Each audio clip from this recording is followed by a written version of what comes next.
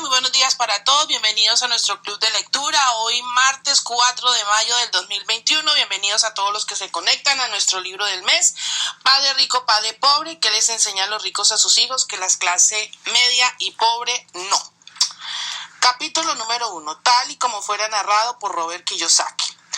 Tuve dos padres, uno rico y uno pobre. Uno era muy inteligente, altamente instruido. Habría obtenido un doctorado y completado 4 años de trabajo de posgrado en un periodo inferior a 2 años.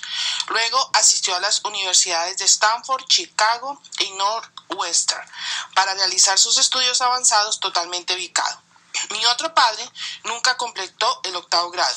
Ambos hombres fueron exitosos en sus carreras y trabajaron arduamente durante toda su vida.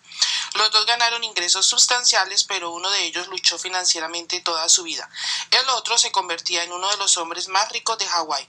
Uno falleció dejando decenas de millones de dólares a su familia, iglesias e instituciones de caridad. El otro dejó cuentas por pagar. Ambos hombres eran fuertes, carismáticos e influyentes, y ambos me ofrecieron sus consejos, pero no me aconsejaron las mismas cosas.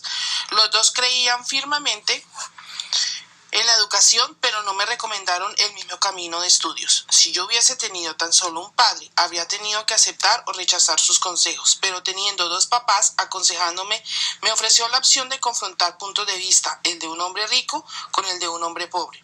En lugar de simplemente aceptar o rechazar a uno u otro, me encontré a mí mismo pensando más, comparando y luego eligiendo por mi propia cuenta. El problema fue que el hombre rico todavía no era rico ni tampoco el pobre era pobre aún. Ambos estaban recién empezando sus carreras y ellos tenían puntos de vista muy diferentes acerca del tema del dinero. Por ejemplo, un papá diría, el amor al dinero es la raíz de todo mal. El otro, la carencia de dinero es la raíz de todo mal. Siendo un joven muchacho, tener dos padres fuertes influenciándome fue difícil. Yo deseaba ser un buen hijo y escuchar, pero los dos papás no decían las mismas cosas. El contraste de sus puntos de vista, particularmente en lo concerniente al dinero, era tan extremo que crecí curioso e intrigado. Comencé a pensar por largos periodos de tiempo en lo que cada uno decía. Mucho de mi tiempo a solas transcurría reflexionando, haciéndome preguntas a mí mismo, tales como ¿por qué habría dicho eso? Y luego aplicando la misma pregunta a las afirmaciones del otro papá. Hubiera sido mucho más fácil decir simplemente, sí, él tiene razón, estoy de acuerdo con eso, o simplemente rechazar un punto de vista diciendo, el viejo no sabe de lo que habla. En lugar de eso, tener dos padres a quien amaba me obligó a pensar y en última instancia a elegir una forma propia de pensar. Como proceso, elegir por mí mismo finalmente terminó siendo mucho más valioso en el largo plazo que sencillamente aceptar o rechazar un determinado punto de vista. Una de las razones por las cuales los ricos se hacen más ricos, los pobres se hacen más pobres y la clase media lucha con las deudas es por lo que tiene que ver con el dinero y lo que se enseña en el hogar y no en el colegio. La mayoría de nosotros aprendemos de nuestros padres acerca del dinero. ¿Y qué puede un padre pobre decir a sus hijos sobre el dinero? Sencillamente, continúa en el colegio y estudia intensamente. El joven podrá graduarse con excelentes calificaciones, pero con un esquema mental y una programación financiera de persona pobre. Eso fue aprendido cuando el joven era un niño. El tema del dinero no se enseña en las escuelas. La escuela se enfoca en las habilidades profesionales y curriculares, pero no en habilidades financieras. Esto explica por qué banqueros, doctores y administradores que se graduaron con excelentes calificaciones puedan estar luchando financieramente durante toda su vida. Nuestra tambaleante deuda nacional se debe en gran parte a políticos con buena formación y oficiales de gobierno que toman decisiones financieras con poco o nada de entrenamiento sobre el tema del dinero. A menudo yo miro hacia adelante más allá del año 2000 y me pregunto qué pasará cuando lleguemos y tengamos millones y millones de personas necesitando asistencia médica y financiera. Ellas dependerán de sus familias o del gobierno para sostenerse financieramente. ¿Y qué va a pasar cuando los servicios sociales de salud y las cajas de jubilación se queden sin dinero? ¿Cómo podrá sobrevivir una nación si lo que debe ser enseñado a los niños acerca del dinero queda en manos de los padres, la mayoría de los cuales serán o ya son pobres? Dado que tuve dos padres influyentes, yo aprendí de ambos. Tuve que reflexionar sobre los consejos de cada uno de mis papás y al hacerlo obtuve una valiosa percepción de mi naturaleza interior en relación al poder y efecto de los propios pensamientos en la vida en cada uno. Por ejemplo, un padre tenía el hábito de decir, no puedo afrontarlo. El otro prohibió el uso de tales palabras. Él insistía en que yo dijera, ¿cómo puedo afrontarlo? La primera frase era una afirmación, mientras que la segunda era una pregunta. Una nos deja fuera de combate, mientras que la otra nos fuerza a pensar. Mi padre, en vía de hacerse rico, explicaría que automáticamente al decir no puedo afrontarlo, nuestro cerebro cesa de trabajar. Al formular la pregunta ¿cómo puedo afrontarlo?, nuestro cerebro comienza a trabajar.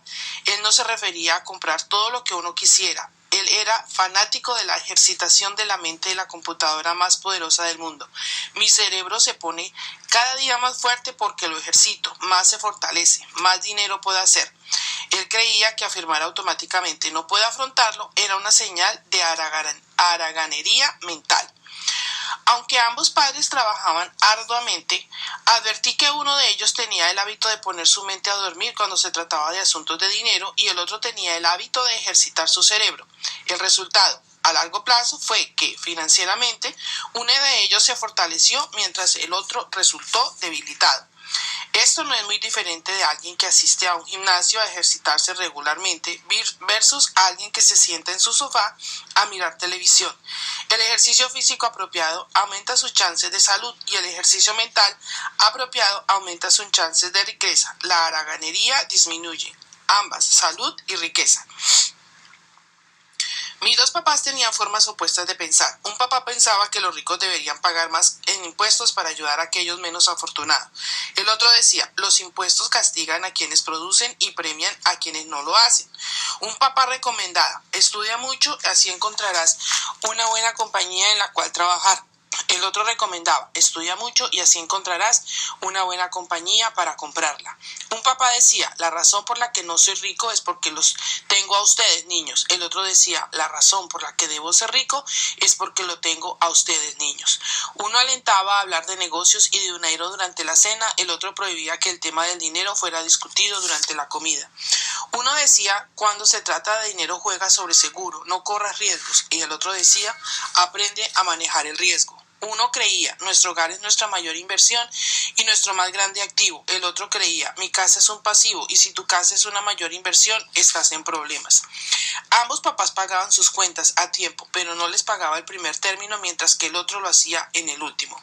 Un papá creía en que una compañía o el gobierno cuidara de uno y sus necesidades. Siempre estaba interesado en aumentos, planes de retiro, beneficios médicos, licencias por enfermedad, vacaciones y otros ornamentos. Él estaba muy impresionado con dos tíos que fueron miembros de las Fuerzas Armadas y obtuvieron una jubilación y acreditaciones de por vida, luego de 20 años de servicio activo. Amaba la idea de los beneficios médicos y otros beneficios que el ejército brindaba a sus retirados. También amaba el sistema de puestos inamovibles accesibles a través de la universidad.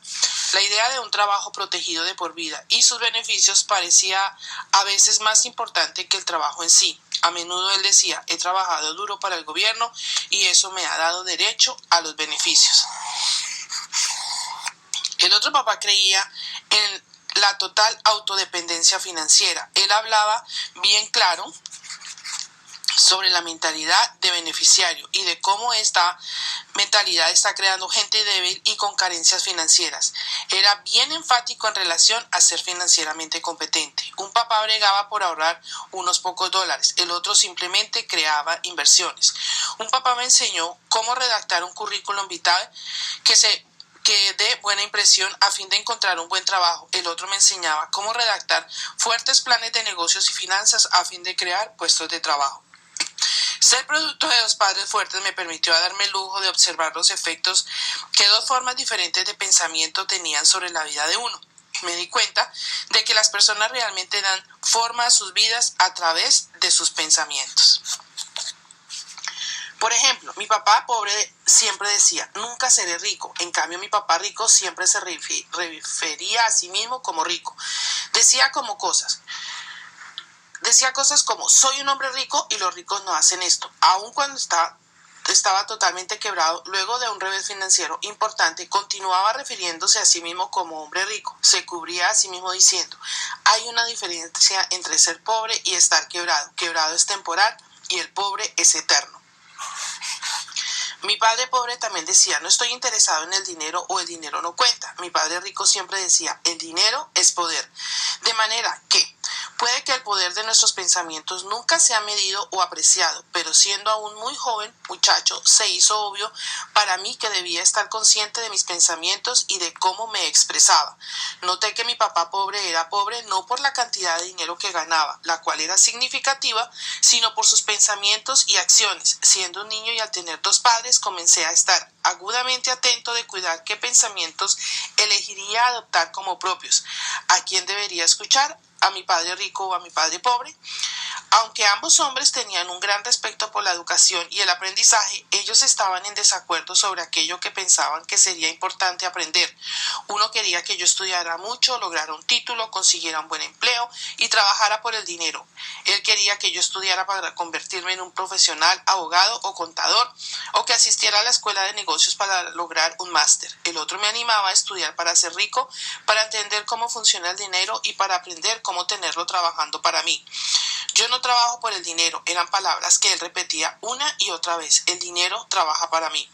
A la edad de 9 años decidí escuchar y aprender de mi padre rico acerca del dinero. Al hacer esto, elegí no escuchar a mi padre pobre, aunque fuera él quien tenía todos los títulos universitarios. Una lección de Robert Frost. Robert Frost es mi poeta favorito. Aunque amo a muchos de sus poemas, mi preferido es El camino no tomado. Uso su lección casi a diario. Leeremos el poema entonces. El camino no tomado.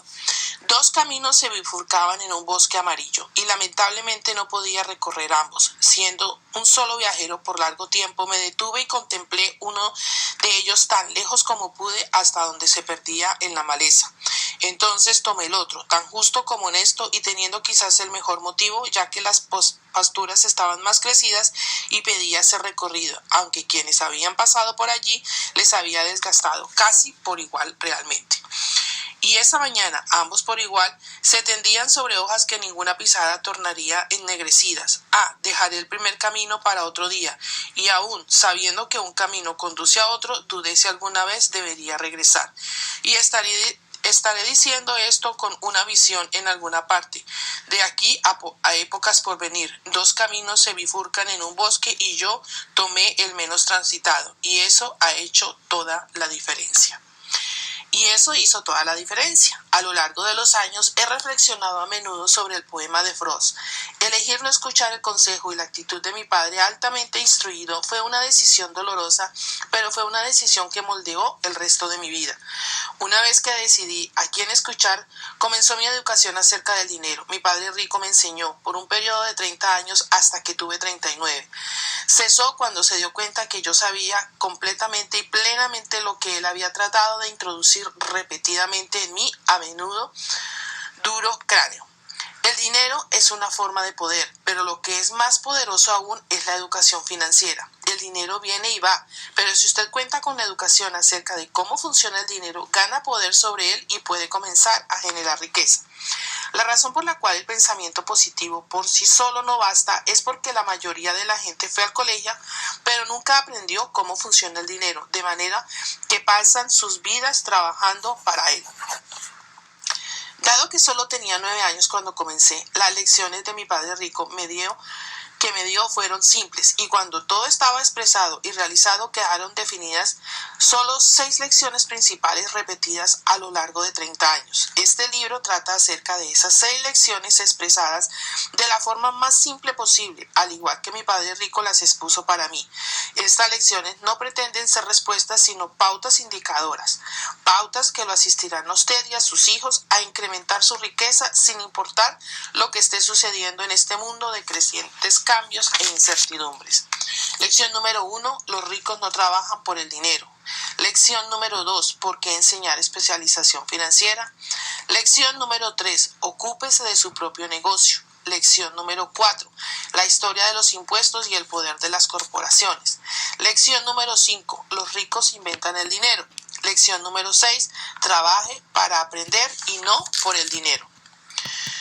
Capítulo número 2, lección 1. Los ricos no trabajan por el dinero. Papá, ¿puedes decirme cómo hacerme rico? Mi padre dejó a un lado el periódico. ¿Por qué quieres hacerte rico, hijo?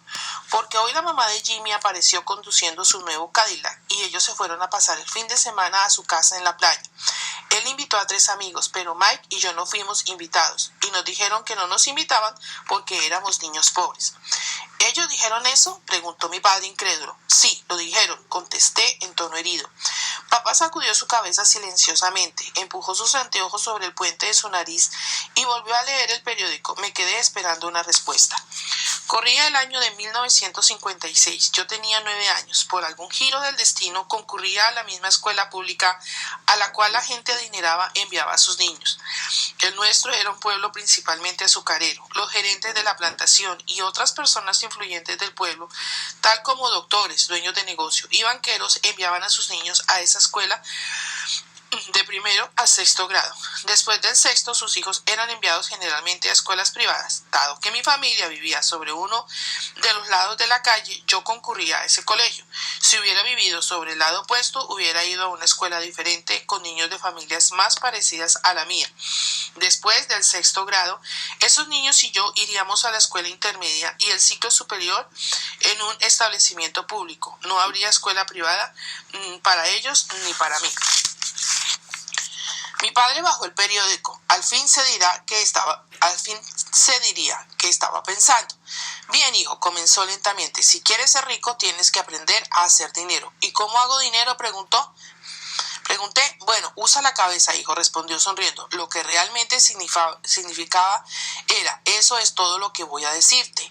O no sé la respuesta. No me pongas en aprietos.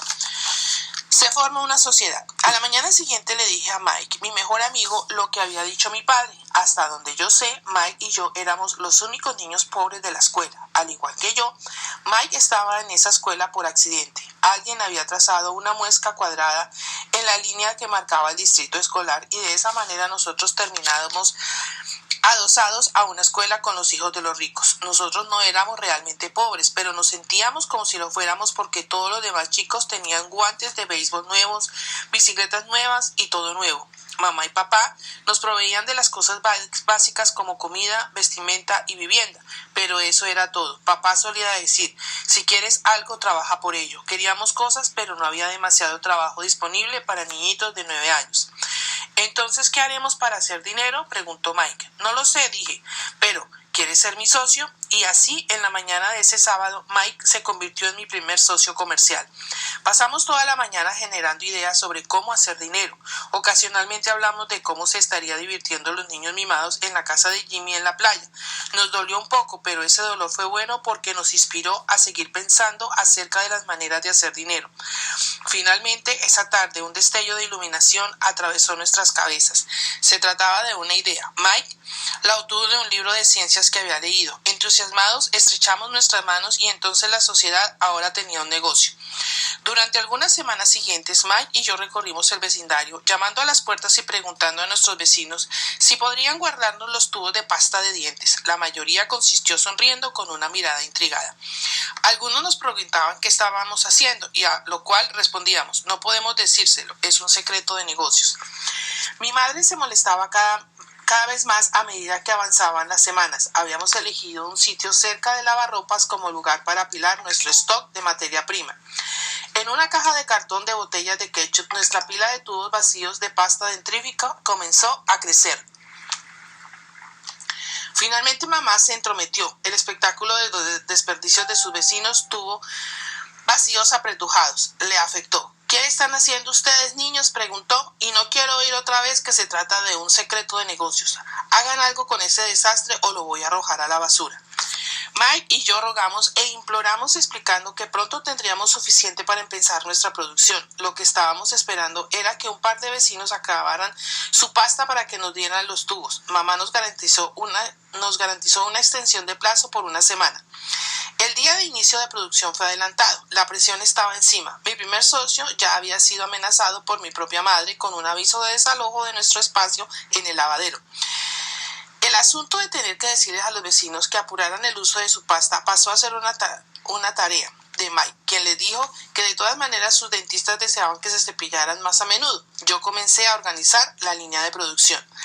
La producción comenzó una semana más tarde, tal como había sido programado. Mi padre vino con un amigo a ver a 2 niños de 9 años con una línea de producción que operaba a toda velocidad en la rampa de acero de la casa. Un fino polvo blanco se esparcía por todas partes. Sobre la mesa alargada había pequeños cartones de leche del colegio y la parrilla de la familia con carbones al rojo irradiaba la máxima temperatura. Papá se acercó cuidadosamente, teniendo que dejar su automóvil en la entrada de la rampa, ya que la línea de producción bloqueaba el portón. A medida que él y su amigo se acercaban, vieron sobre los carbones una olla de acero con los tubos derritiéndose. En aquellos días la pasta de dientes no era envasada en tubos plásticos, los tubos eran de plomo. De manera que luego de quitarles la pintura, los tubos eran colocados en la olla, se derretían hasta que se volvían líquidos y sosteniendo la olla por sus asas, vertíamos el plomo en los cartones de leche a través de un pequeño agujero. Los cartones estaban llenos de piedra París, el polvo blanco desparramado era el material, antes de ser mezclado con agua. En mi premura, yo había dejado caer la bolsa y toda el área se veía como si la hubiera azotado una tormenta de nieve. Los cartones de leche eran recipientes contenedores para los moldes de piedra París. Mi papá y su amigo observaban mientras nosotros cuidadosamente vertíamos el plomo derretido a través del pequeño agujero en lo alto del molde de piedra París. Cuidado, dijo mi padre. Yo asentí sin mirarlo. Finalmente, una vez que el líquido fue vertido, dejé la olla y le sonreiría a papá. ¿Qué están haciendo ustedes, muchachos?, preguntó con una cautelosa sonrisa. Estamos haciendo lo que tú me dijiste que hiciera. Vamos a ser ricos, le dije. Bueno, dijo Mike, asistiendo y sonriendo forzadamente. Somos socios. ¿Y qué es lo que hay en esos moldes de material?, preguntó papá. Mira, dije, esa debería ser una buena partida. Con un pequeño martillo golpeé en el sello que divide el cubo a la mitad. Cuidadosamente quité la parte superior del molde de material y una moneda de plomo apareció. Oh, Dios, dijo mi padre, estás acuñando monedas con el plomo. Así es, respondió Mike. Estamos haciendo lo que usted nos dijo, estamos haciendo dinero. El amigo de papá se dio vuelta y se echó a reír. Mi padre sonrió y sacudió la cabeza. Además del fuego y una caja de tubos vacíos, frente a él se encontraban 2 niñitos cubiertos de polvo, sonriendo de oreja a oreja. Nos pidió que dejáramos todo y nos sentáramos con él en el escalón de acceso a nuestra casa. Con una sonrisa nos explicó el significado de la palabra falsificación. Nuestros sueños estaban quebrados. ¿Quiere decir que es ilegal?, preguntó Mike con un temblor en la voz. Déjalo, dijo el amigo de mi padre. Puede que estén revelando su talento natural. Papá le clavó la mirada. Sí, es ilegal, dijo con delicadeza, pero ustedes, muchachos, han mostrado gran creatividad y originalidad de pensamiento. Sigan así, no desistan. Disgustados, Mike y yo nos sentamos en silencio alrededor de 20 minutos antes de comenzar a limpiar nuestro desorden. El negocio acabó en su día de apertura. Mientras barría el polvo, miré a Mike y dije, creo que Jimmy y sus amigos tienen razón, somos pobres. Mi padre se estaba yendo cuando le dije a esos chicos. Mi padre se estaba yendo cuando dijo eso. Chicos, dijo, solo son pobres si se rinden. Lo más importante es que han hecho algo. Estoy muy orgulloso de ambos. Lo diré otra vez. Sigan adelante, no desistan. Mike y yo permanecíamos allí en silencio. Esas palabras fueron lindas, pero aún no sabíamos qué hacer. ¿Y cómo es que no eres rico, papi?, pregunté. Porque yo he elegido ser maestro de la escuela. Los maestros de escuela realmente no pensamos en ser ricos, simplemente nos gusta enseñar. Desearía poder ayudarte, pero la verdad es que yo no sé cómo ganar dinero. Mike y yo nos dimos vuelta y continuamos nuestra limpieza. Ya lo sé, dijo mi padre. Si ustedes quieren saber cómo ser ricos, no me pregunten a mí. Hablen con tu papá, Mike. ¿Mi papá?, preguntó Mike con gesto sorprendido. Sí, tu papá, repitió mi padre sonriendo. Tu padre y yo tenemos el mismo oficial de cuentas en el banco y él se deshace en elogios sobre tu padre. Me ha dicho varias veces que tu papá es brillante cuando se trata de ganar dinero. ¿Mi papá?, preguntó nuevamente Mike, incrédulo. ¿Y entonces cómo es que no tenemos un buen auto y una linda casa como los niños ricos de la escuela? Un buen auto y una linda casa no significan necesariamente que uno sea rico o que sepa cómo hacer dinero, replicó papá. El padre de Jimmy trabaja para la plantación de azúcar. Él no es tan diferente de mí. Él trabaja para una compañía y yo para el gobierno. La compañía le compró el automóvil. Esa empresa azucarera está en problemas financieros y el papá de Jimmy pronto puede quedarse sin nada. Tu papá es diferente, Mike. Parece que él está levantando un imperio y sospecho que en unos años será un hombre muy rico. Con eso, Mike y yo nos entusiasmamos otra vez. Con nuevo vigor comenzamos a limpiar el desorden causado por nuestro primer fenecido negocio. Mientras ordenábamos, hicimos planes acerca de cuándo y cómo hablar con el papá de Mike. El problema era que él trabajaba largas horas y a menudo no llegaba a su casa hasta tarde. Su padre era un dueño de depósitos, una compañía constructora y una cadena de almacenes y 3 restaurantes. Estos últimos eran los que mantenían fuera hasta tarde. Mike tomó el autobús hacia su casa. Luego de que termináramos de limpiar, iba a hablar con su papá cuando él llegara a casa esa noche y le preguntaría si nos podía enseñar cómo hacernos ricos. Mike prometió llamarme ni bien hablara con su papá, aunque fuera tarde. El teléfono sonó a las 8:30 p.m. Ok, dijo, el próximo sábado, y colgó. El padre de Mike había accedido a reunirse con nosotros. El sábado por la mañana a las 7:30 horas tomé el autobús hacia el lado pobre de la ciudad. Comienza la lección. Les pagaré 10 centavos por hora, aún para los estándares de pago de 1956, 10 centavos era bajo. Michael y yo nos reunimos con su papá esta mañana a las 8 horas, en punto. Él estaba atareado y ya había estado trabajando por más de 1 hora. Su supervisor de construcciones estaba yendo en su camioneta justo cuando yo llegaba caminando a su pequeña, simple y pulcra casa. Mike me recibió en la puerta. Papá está hablando por teléfono y dijo que esperáramos en el porche trasero, dijo Mike mientras me abría la puerta. El viejo piso de madera crujía mientras yo cruzaba el umbral de esa antigua casa. Había una alfombra ordinaria al cruzar la puerta. Estaba allí para disimular los años de uso de incontables pisadas soportadas por el piso, aunque estaba limpia, necesitaba ser reemplazada. Sentí claustrofobia al entrar en la angosta sala de estar, sobrecargada de viejos y enmojecidos muebles que hoy serían piezas de colección. Sentadas en el sofá habían 2 mujeres un poco mayores que mi madre. Frente a ellas estaba sentado un hombre en ropa de trabajo. Vestía pantalones y camisa caqui, planchada prolijamente pero sin almidón, y botas de trabajo bien lustradas. Eran unos 10 años mayor que mi padre, diría alrededor de 45 años. Nos sonrieron a medida que pasamos entre ellos hacia la cocina, que llevaba el porche que se abría al patio trasero. Le devolví tímidamente la sonrisa. ¿Quiénes son esas personas?, pregunté. Trabajan para papá. El hombre más grande lleva adelante los depósitos y las mujeres son las gerentes de los restaurantes. Y ya viste al supervisor de construcciones que está trabajando en el proyecto de una carretera de 50 millas de aquí. El otro supervisor que está construyendo un grupo de casas se había retirado antes de que tú llegaras. ¿Y esto sucede todo el tiempo?, pregunté. No siempre, pero bastante a menudo, dijo Mike sonriendo mientras empujaba una silla para sentarse junto a mí. Le pregunté si nos podía enseñar a hacer dinero, dijo Mike. Y qué bueno, respondió a eso. Pregunté con cautelosa curiosidad. Bueno, al principio mostró una expresión divertida en su rostro y luego dijo que nos haría una oferta. Dije, empujando mi silla mecedora hacia la pared. Me había sentado allí encaramado a las 2 patas traseras de la silla. Mike hizo lo mismo. ¿Sabes cuál es la oferta?, pregunté. No, pero muy pronto lo averiguaremos. De repente el papá de Mike interrumpió a través de la desvencijada puerta mosquitero. Mike y yo saltamos sobre nuestros pies, no por respeto, sino porque nos asustamos. ¿Están listos, chicos?, preguntó mientras traía una silla para sentarse con nosotros. Asentimos apartando nuestras sillas de la pared para sentarnos frente a él. Era un hombre grandote, como de 1,80 metros de alto y 100 kilos de peso. Mi padre era más alto, como el mismo peso, y 5 años mayor que el padre de Mike. Tenían un aspecto algo parecido, pero no el mismo tipo étnico. Quizás su energía era similar. Mike dice que quieres aprender a hacer dinero. ¿Es correcto eso, Robert? Asentí rápidamente, pero algo intimidado. El hombre tenía mucho poder detrás de sus palabras y sonreía. Ok, aquí está mi oferta. Les enseñaré, pero no lo haré al estilo de un salón de clases. Ustedes trabajan para mí, yo les enseño.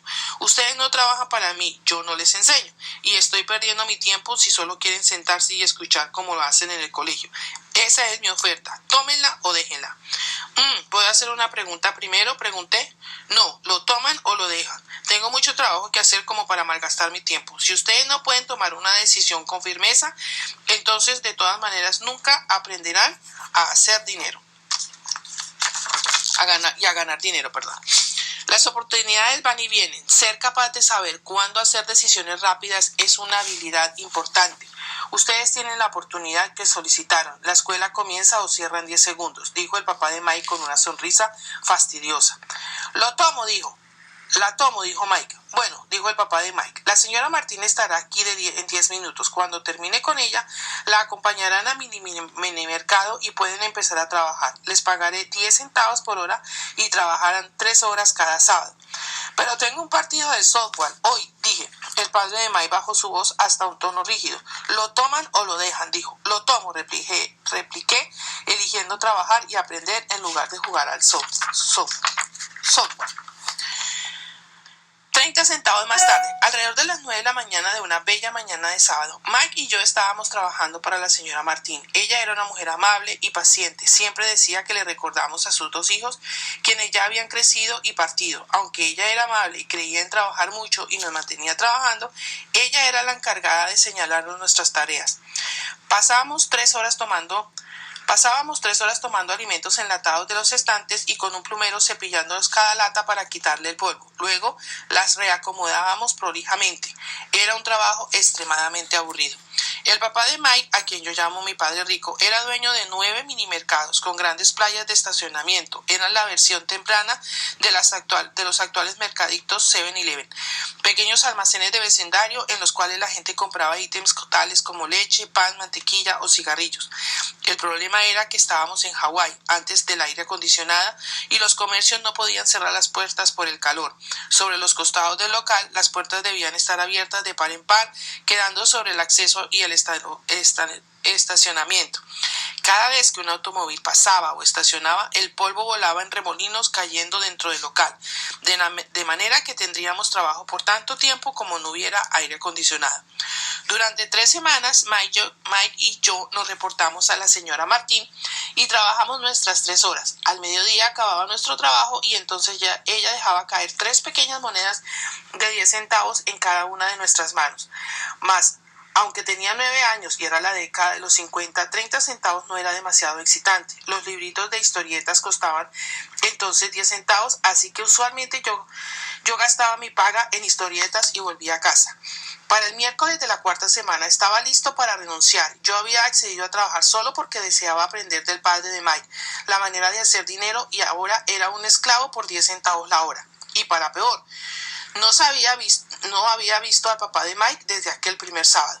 Estoy renunciando, le dije a Mike en el almuerzo. El almuerzo de la escuela era miserable, el colegio era aburrido y ahora ni siquiera esperaba mis sábados con satisfacción. Pero lo que realmente me afectaba eran los 30 centavos. Esta vez Mike sonrió. ¿De qué te ríes?, pregunté con enojo y frustración. Papi dijo que esto pasaría. Él dijo que nos encontraremos cuando estuvieras listo para renunciar. ¿Qué?, dije indignado. Él estuvo esperando a que yo me hartara. Algo así, dijo Mike. La clase de papá es diferente. Él enseña distinto que tu papá. Tu mamá y tu papá dan muchas explicaciones. Mi padre es calmo y de pocas palabras. Solo espera hasta este sábado. Le diré que estás listo. ¿Quieres decir que yo he sido probado? No, realmente no, pero quizás sí. Papá te lo explicará el sábado. Bueno, y hasta aquí nuestra lectura del día de hoy. Esperaremos a mañana para saber qué pasó este sábado. Ya leímos parte del capítulo 1, hemos leído el capítulo 1 totalmente, parte del capítulo número 2. Cosas para destacar de esto que hemos leído en el día de hoy. Tenemos que ver cómo aquí se describe de que el cerebro se pone cada día más fuerte cuando lo fortalecemos. Si más se fortalece, más dinero podemos hacer. Porque si no ejercitamos nuestro cerebro, estoy como trabada hoy, no ejercitamos nuestro cerebro, sufriremos de haraganería mental. Eso me gusta, esa palabra. Está dura. ¿Qué tal uno pensar qué tan haragán mental soy? Wow, para nosotros mismos. Cada quien, no lo digo por ustedes, pero se lo digo a ustedes y a mí misma me lo estoy diciendo. Aquí también habla de cómo el padre pobre, lo vamos a llamar así, diría que el amor al dinero es la raíz de todo mal. mientras que el otro diría la carencia de dinero es la raíz de todo mal. Y realmente si lo vemos, aplica más lo segundo, porque cuando hay carencia de dinero, pues todo va mal porque no vamos a cumplir no vamos a poder cubrir nuestras necesidades básicas que todo ser humano necesitamos. Ahora, vemos que muchas veces la gente está cómoda, está en su zona de confort, está en un trabajo que lo va a proteger de por vida, con beneficios, y muchas veces la gente no se quiere mover de ahí porque dice que ahí tiene pues supuestamente estabilidad. Entonces, aquí en este capítulo número 1 vamos viendo la diferencia entre el padre rico y el padre pobre, qué hablaban en la mesa, cómo declaraban, cómo decían, el uno decía cosas negativas, el otro decía no lo digamos en negativo, porque mejor no lo reformulamos como unas preguntas y siempre llevando a cambiar la forma de vida a través de un cambio de pensamiento. Entonces, el poema me gustó muchísimo, muy bonito, dice: 2 caminos se bifurcan en un bosque y yo tomé el menos transitado y eso ha hecho toda la diferencia. Nosotros en este camino estamos caminando el camino menos transitado, ese camino del 5%. El 95% de la gente no quiere salir de su zona de confort. Y por eso yo siempre lo digo, es donde se hace quizás más difícil, porque encontrar esos líderes que realmente quieran cambiar, o gente que esté fastidiada de la situación que está viviendo, de esa carrera de la rata de trabaje, gane, pague, y no salir de ese círculo. Esa es la gente que nosotros tenemos que buscar, pero tenemos que ser prudentes y sabios de cómo la vamos a captar para luego mostrarle la presentación, para luego involucrarlos en esta nueva manera de pensar, porque es una cosa que va a romper todos los esquemas y hay que irles ayudando a cambiar ese chip. Y definitivamente la educación nos va a ayudar en todo esto que vamos a desarrollar. Entonces, dice aquí, la razón por la cual el pensamiento positivo por sí solo no basta es porque la mayoría de la gente fue al colegio, pero nunca aprendió cómo funciona el dinero, de manera que pasan sus vidas trabajando para él. Una de las cosas que más me gustó de FES fue que se alineaba a eso que muy en el fondo de mi corazón yo decía: pero ¿cómo va a ser posible que la gente tenga que pasar por tantas necesidades? Debe de haber algún sistema, debe de haber algo para enseñarle a la gente a que mejore las finanzas, más aún aquí, donde el crédito es vital, es importante. Estoy hablando del negocio que nosotros realizamos, donde se le enseña a la persona cómo poder mejorar sus finanzas personales. Y cuando yo me encuentro con FES y veo todos estos servicios, que no solamente es la reparación de crédito, sino el presupuesto para que uno pueda mirar qué dinero entra, cómo lo maneja, cómo lo puede diversificar, el tener un seguro de vida si eres agente, o el de poder hacer las proyecciones de cómo mejorar. Bueno, es tanto, pero hay que estudiarlo, porque la gente cree que entrar aquí a ser agente es fácil. Y no es fácil, es complejo, y depende mucho de cada persona que tome la decisión, la determinación y la disciplina. Esas 3 D son vitales para nosotros ser networkers profesionales: decisión, determinación y disciplina. Así es de que, bueno, ya faltan 10 minutos para las 9. Ha sido un capítulo bien interesante. Esperaremos a mañana a ver qué pasó con Robert y con Mike ese sábado, cuando Mike se rió de Robert porque le dijo que el papá estaba esperando que él renunciara. Así es de que los dejo con esto. No sé si alguien quiere aportar algo. Adelante.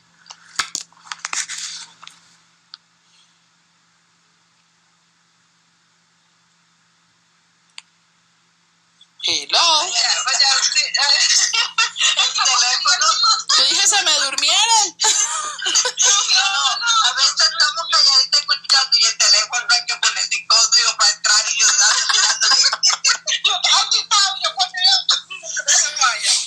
ay, no, más really. Y yo la copia, pues. Yo le digo, Nelly, como una persona, o sea, otro país, otra madre, otros hermanos, otra cultura, somos tan parecidas, yo no entiendo, o sea, de verdad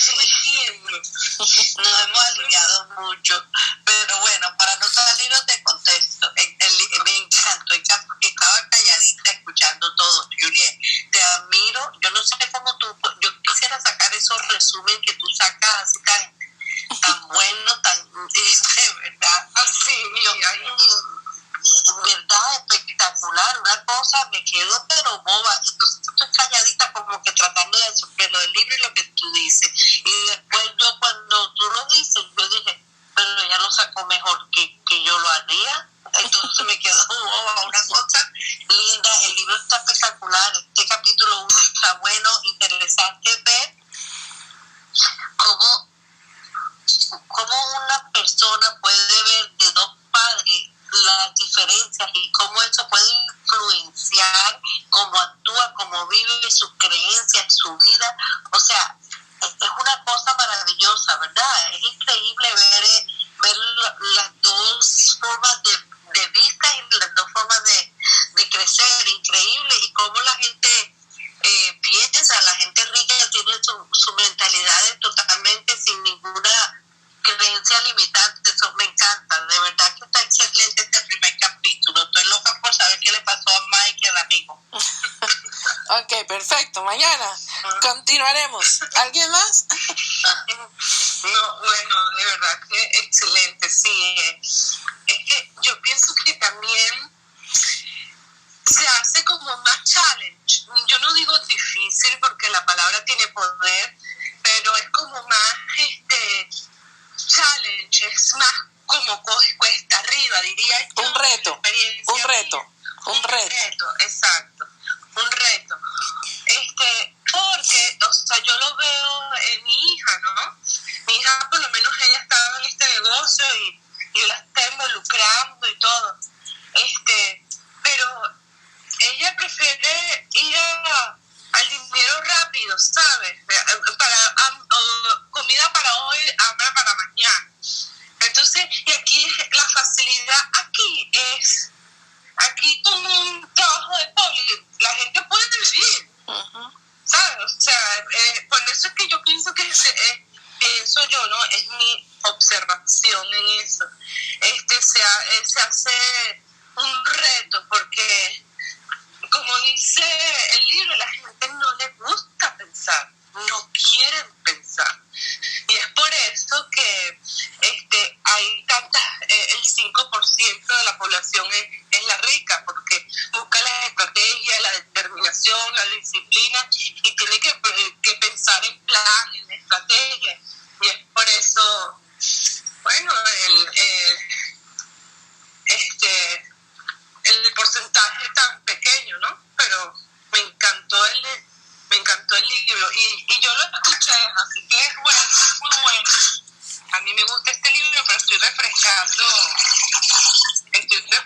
todo lo que me encanta. Tu resumen también, lo que pasa y todo eso. Gracias, ¿ok?